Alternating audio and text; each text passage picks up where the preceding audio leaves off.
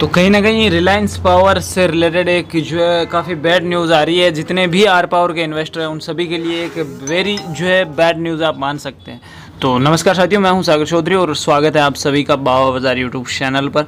सारी जो है चर्चा डिटेल में एक्सप्लेन करने वाले हैं। क्या रीज़न्स है कि जो रिलायंस पावर है वो दो कारोबार दिन निकले हैं, एक फ्राइडे का और एक आज का, इन दोनों में 10% की बड़ी गिरावट दे चुका है। कहीं ना कहीं इन्वेस्टर है वो घबराए हुए और पैनिक इन्वेस्टर जो कहीं ना कहीं यहाँ से सेल करके भाग रहे हैं। तो इस पर डिटेल से एनालिसिस करेंगे। अगर आज का भी एनालिसिस देखें तो आपको सीधा यहाँ पर 5% की गिरावट देखने को मिल रही है और ₹1.73 का से जो है आज लॉस दे चुका है ऑलरेडी। और पिछले 5 दिनों की बात की जाए तो यहाँ पर 5 दिनों में मैं अगर बात करूँ ये जो है फ्राइडे की, तो यहाँ पर इसने 5% का लॉस दिया और यहाँ पर आज 5% का लॉस दे चुका है।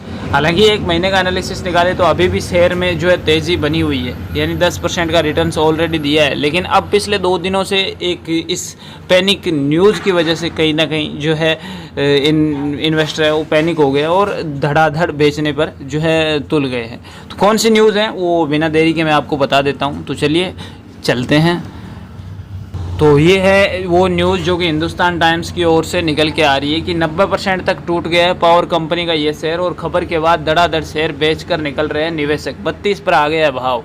अब क्या रीजंस रहे वो तो डिटेल में अपन यहाँ पर देखते हैं। अनिल अंबानी के स्वामित्व वाली कंपनी रिलायंस पावर के शेयर है वो आज सोमवार को चर्चा में और कंपनी के शेयर में आज भी 5% का लोअर सर्किट लगा है। इससे पहले शुक्रवार को 5% का लोअर सर्किट लगा।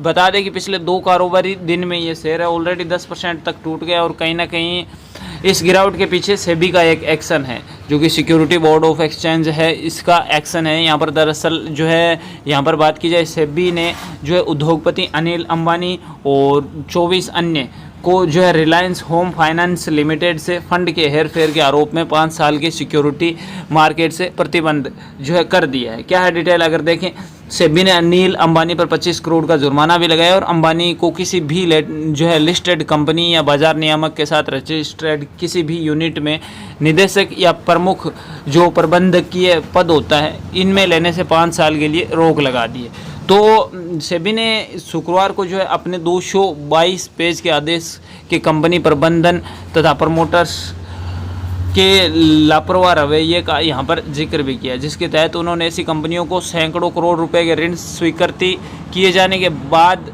पास न तो परिसंपत्तियाँ थीं और न ही नकदी प्रवाह, नेटवर्थ या राजस्व था। आदेश के अनुसार इससे पता चलता है कि कर्ज के पीछे कोई खतरनाक मकसद छिपा है और सेबी ने कहा है कि स्थिति तब और भी संदिग्ध हो गई जब हम इस बात पर गौर करते हैं कि इनमें से कई कर्जदार जो है RHFL के जो है प्रवर्तक के जो है करीबी तौर पर जुड़े हुए। तो कहीं ना कहीं ये जो है न्यूज़ है वो काफ़ी डरावनी आप मान सकते हैं। ऑलमोस्ट आर पावर की बात की जाए तो रिलायंस पावर के पास 6000 मेगावाट की परिचालन जो है प्रोडक्शन कंपनी है और फाइनेंशियल ईयर 2024 की मार्च तिमाही में कंपनी ने अपने स्टैंडर्ड और पर शुद्ध ऋण मुक्त हो गई है और पिछले साल में लगभग 38% और पिछले 6 महीनों में 30% से अधिक वृद्धि हुई है। लेकिन पिछले 1 महीने में आर पावर के शेयरों में 10% की तेज़ी आई है। साल 2008 में इस कंपनी की कीमत 240 रुपये थी, ये ध्यान रखना आप। और रिलायंस पावर में LIC की भी बड़ी हिस्सेदारी है। इस हिसाब से अभी तक जो है 90% तक ये टूट चुका है शेयर। LIC के पास रिलायंस पावर के जो है 2.56% का हिस्सा है। अब ये न्यूज़ है वो हिंदुस्तान टाइम्स की है जो कि मैंने आपको अपडेटेड किया है। तो ये आप जो है आराम से डिटेल से देख लेना और कहीं ना कहीं रिलायंस पावर के जितने भी इन्वेस्टर हैं उनके लिए आप बैड न्यूज़ मान सकते हैं। बाकी सेबी का और क्या एक्शन रहता है और जो है रिलायंस पावर से रिलेटेड क्या न्यूज़ आती है डेफिनेटली मैं आपको अपडेटेड करता रहूँगा। तो बाबा बाजार को सब्सक्राइब करके बेल आइकन प्रेस कर लो। और ये एक अपडेट थी इसलिए मैंने आपको देना ज़रूरी समझा, बाकी मैं ज़्यादा इस पर बढ़ाने वाला भी नहीं था। तो मिलते हैं नेक्स्ट वीडियो, तब तक के लिए जय हिंद, वंदे मातरम।